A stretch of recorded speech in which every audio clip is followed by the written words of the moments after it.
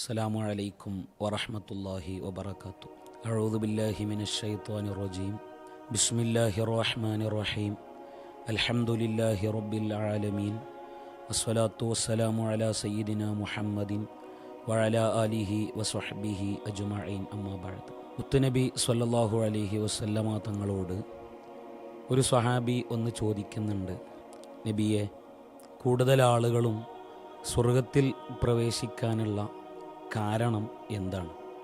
മുത്തുനബി സ്വല്ലല്ലാഹു അലൈഹി വസല്ലം ആ സ്വഹാബിക്ക് മറുപടി കൊടുക്കുന്നത് രണ്ടു കാര്യങ്ങളാണ്. തഖ്വല്ലാഹി വ ഹുസ്നുൽ ഖുലുഖ്, അള്ളാഹുവിന് ചെയ്യുന്ന തഖ്വയും അള്ളാഹുവിൻ്റെ സൃഷ്ടികളോട് കാണിക്കുന്ന സൽസ്വഭാവവുമാണ്. ഈ രണ്ടു കാര്യങ്ങളാണ് കൂടുതൽ ആളുകളും സ്വർഗത്തിലേക്ക് പ്രവേശിക്കാൻ കാരണമെന്ന് മുത്തുനബി പഠിപ്പിക്കുന്നുണ്ട്.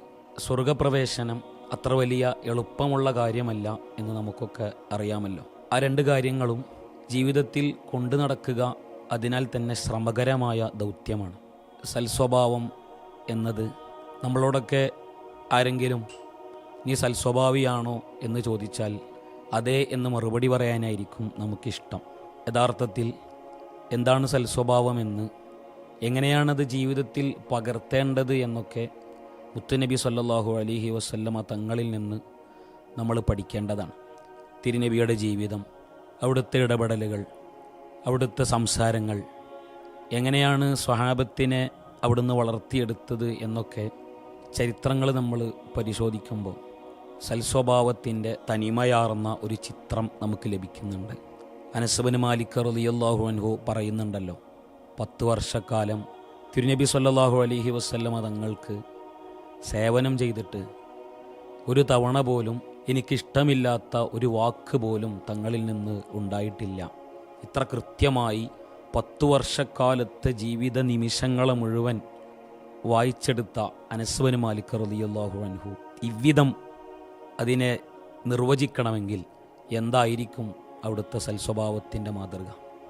സ്വഹാബത്തിലേക്ക് ഓരോരുത്തരെ നമ്മൾ പരിശോധിച്ചാലും എല്ലാവരും തങ്ങളിൽ നിന്ന് സൽസ്വഭാവത്തിൻ്റെ മാതൃകകൾ സ്വീകരിച്ച് ജീവിതത്തിലുടനീളം കൊണ്ടു നടന്നവരാണ്. സ്വഹാബത്തൊരിക്കൽ കൂടിയിരിക്കുന്ന സദസ്സിൽ മുത്തുനബി സ്വല്ലല്ലാഹു അലൈഹി വസല്ലമ തങ്ങൾ പറയുന്നുണ്ട്, ആ വാതിലിലൂടെ ഇപ്പോൾ കടന്നു വരുന്ന മനുഷ്യൻ സ്വർഗത്തിലാണ്. സ്വഹാബത്തൊന്നടങ്കം ആരാണ് ആ വാതിലിലൂടെ കയറി വരുന്നതെന്ന് നോക്കുന്നുണ്ട്. അത് മറ്റാരുമായിരുന്നില്ല, സഅദ് ഇബ്നു അബി വഖാസ് റളിയല്ലാഹു അൻഹു ആയിരുന്നു ആ കടന്നു വന്നത്. 2-ാം ദിവസവും മദീന പള്ളിയിൽ ഇതുപോലത്തെ രംഗം അരങ്ങേറുന്നു.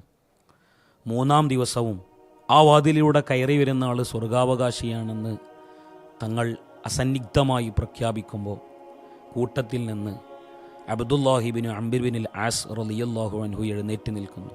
അദ്ദേഹം ഉടനെ ഒരു പ്രതിജ്ഞ എടുക്കുന്നു. എന്താണ് സഅദ് ഇബ്നു അബി വഖാസിനെ സ്വർഗത്തിൽ കടത്തിയ ഘടകമെന്ന് കണ്ടെത്താതെ ഞാനിനി തിരിച്ചു വരില്ല എന്ന് മനസ്സിൽ ശപഥം ചെയ്ത് അബ്ദുല്ലാഹി ഇബ്നു അംർ ഇബ്നുൽ ആസ് റളിയല്ലാഹു അൻഹു സഅദ് റളിയല്ലാഹു അൻഹുവിൻ്റെ വീട്ടിൽ ചെന്ന് ഒരു തന്ത്രം പ്രയോഗിക്കുകയാണ്. അല്ലയോ സഅദേ, ഞാൻ എൻ്റെ പിതാവുമായി ചില പിണക്ക പ്രശ്നങ്ങളിലാണ്. എൻ്റെ പിതാവ് 3 ദിവസം എന്നോടിനി വീട്ടിൽ കയറണ്ട എന്ന് വളരെ താക്കീത് നൽകിയിരിക്കുകയാണ്. ഈ അവസരത്തിൽ ആ 3 ദിവസം എനിക്ക് നിങ്ങളുടെ വീട്ടിൽ താമസിക്കാൻ നിങ്ങൾ സമ്മതം തരണം. ആ 3 ദിവസത്തിൻ്റെ ഞങ്ങളുടെ താക്കീതിൻ്റെ സമയം കഴിഞ്ഞാൽ ഞാൻ തിരിച്ചു പോയിക്കോളാമെന്ന് പറഞ്ഞ് അബ്ദുല്ലാഹി ഇബ്നു അംർ ഇബ്നുൽ ആസ് റളിയല്ലാഹു അൻഹു ആ വീട്ടിൽ തങ്ങാൻ സമ്മതം ചോദിച്ചപ്പോൾ സഅദ് ഇബ്നു അബി വഖാസ് റളിയല്ലാഹു അൻഹു മറുത്തൊന്നും പറയാതെ സമ്മതം മൂളുകയാണ്. 3 ദിവസം സഅദ് റളിയല്ലാഹു അൻഹുവിനെ പരിശോധിച്ച് അബ്ദുല്ലാഹി ഇബ്നു അംർ ഇബ്നുൽ ആസ് റളിയല്ലാഹു അൻഹു ആ വീട്ടിൽ തങ്ങി. 3 ദിവസം ഓരോ മൈന്യൂട്ടായ നിമിഷങ്ങളെയും പരിശോധിച്ച് വളരെ കൃത്യമായി സഅദ് എവിടെ പോകുന്നു, എവിടെ നിന്ന് വരുന്നു, എന്തെല്ലാം ചെയ്യുന്നു എന്നൊക്കെ പരിശോധിച്ചിട്ടും കാര്യമായ അമലുകളൊന്നും കിട്ടാതെയായപ്പോൾ 3 ദിവസം കഴിഞ്ഞ് വളരെ വിഷമത്തോടെ യാത്ര പറഞ്ഞിറങ്ങുമ്പോൾ അബ്ദുല്ലാഹി ഇബ്നു അംർ റളിയല്ലാഹു അൻഹു സഅദ് റളിയല്ലാഹു അൻഹുവിനോട് പറയുന്നുണ്ട്, അല്ലയോ സഅദ്, ഞാനിവിടെ നിങ്ങളിൽ 3 ദിവസം താമസിച്ചത് എനിക്കൊരു കാര്യം അറിയാൻ വേണ്ടിയായിരുന്നു.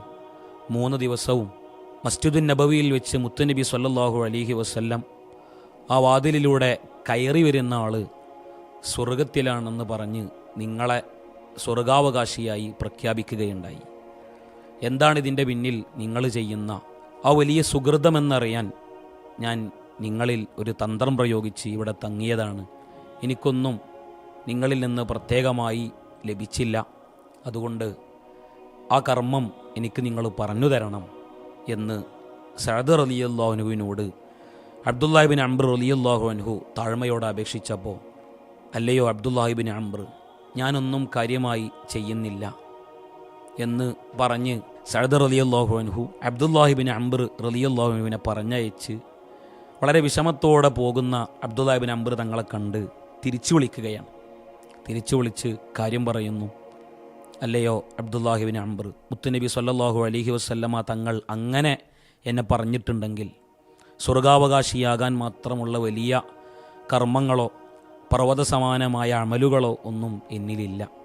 തങ്ങളങ്ങനെ പറഞ്ഞിട്ടുണ്ടെങ്കിൽ അത് എന്നിലുള്ള ഒരേ ഒരു സ്വഭാവവിശേഷത്തെപ്പറ്റി മാത്രമായിരിക്കണം. എനിക്ക് രാവിലെ സുബഹി ഞാൻ നിസ്കരിക്കാൻ എഴുന്നേറ്റതു മുതൽ രാത്രി കിടന്നുറങ്ങുന്നത് വരെയുള്ള എൻ്റെ ജീവിതത്തിലെ ദിവസത്തിലെ ഓരോ നിമിഷങ്ങളിലും ഒരാളെപ്പറ്റിയും വേണ്ടാത്ത, അദ്ദേഹം ഇഷ്ടപ്പെടാത്ത ഒരു വിചാരവും എൻ്റെ മനസ്സിൽ വരുന്നില്ല എന്നാണ്. ഒരാളെപ്പറ്റി ഏറ്റവും നല്ലത് മാത്രമേ ഓരോ ദിവസവും ഞാൻ വിചാരിക്കുന്നുള്ളൂ എന്നാണ് സഅദ് റളിയല്ലാഹു അൻഹു തിരിച്ചു പറഞ്ഞത്. നമുക്ക് ഈ കഥയിൽ നിന്ന് ഉള്ള പാഠം, നമ്മൾ മറ്റുള്ളവരെ സംബന്ധിച്ച് അവരുടെ ന്യൂനതകളോ അവർക്കിഷ്ടമില്ലാത്ത കാര്യങ്ങളോ മനസ്സിൽ വിശ്വസിക്കുന്നുണ്ടെങ്കിൽ പോലും അത് നമ്മുടെ സ്വർഗ പ്രവേശനത്തിന് തടസ്സമാകും എന്നാണ്. ഇത്രമേൽ നമ്മൾ ജീവിതം മറ്റുള്ള അപരന്മാരിൽ നിന്ന്, ജീവിതത്തെ അവർക്കിഷ്ടമില്ലാത്ത കാര്യങ്ങളിൽ നിന്ന് സംസ്കരിച്ചെടുക്കുമ്പോഴാണ് നമ്മൾ സ്വർഗത്തിൻ്റെ അവകാശികളായി മാറുന്നത്. ആ സ്വർഗം നമുക്ക് ലഭിക്കണമെങ്കിൽ വളരെ കൃത്യതയോടെ കഷ്ടപ്പെട്ട് മനസ്സിനെ പാകപ്പെടുത്തിയെടുക്കേണ്ടതുണ്ട്. മുത്തുനബി സല്ലല്ലാഹു അലൈഹി വസല്ലമ തങ്ങൾ തന്നെ പറഞ്ഞല്ലോ, ഒരു മുഅ്മിൻ മറ്റൊരു മുഅ്മിനിൻ്റെ കണ്ണാടിയാണ് എന്നാണ്. എന്നുവെച്ചാൽ നമ്മൾ മറ്റുള്ളവരെ പറ്റി ഒരു മോശം വിചാരിക്കുമ്പോൾ ആ മോശം നമ്മളിലുണ്ട് എന്നാണ് അതിൻ്റെ അർത്ഥം. ആരെപ്പറ്റിയാണോ നമ്മൾ വൃത്തികേടുകൾ, വേണ്ടാത്തരങ്ങൾ, ഇഷ്ടമില്ലാത്ത കാര്യങ്ങൾ വിശ്വസിക്കുന്നതെങ്കിൽ ആ കാര്യം നമ്മളിലുണ്ട് എന്ന് നമ്മൾ ഉറപ്പിക്കേണ്ട സമയമായിരിക്കുന്നു എന്നാണ് ആ ഹദീസിൻ്റെ താല്പര്യം. ഞാൻ നിർത്തുകയാണ്. അല്ലാഹു റബ്ബുൽ ഇസ്സത്ത് മഹത്തായ സ്വഭാവങ്ങളുടെ ഉടമയാക്കി നാളെ സ്വർഗപ്രവേശനത്തിന് നമുക്ക് അനുമതി നൽകുമാറാവട്ടെ. ആമീൻ. വീണ്ടും കാണാം. അസ്സലാമു അലൈക്കും വറഹ്മത്തുള്ളാഹി വബറകാതുഹു.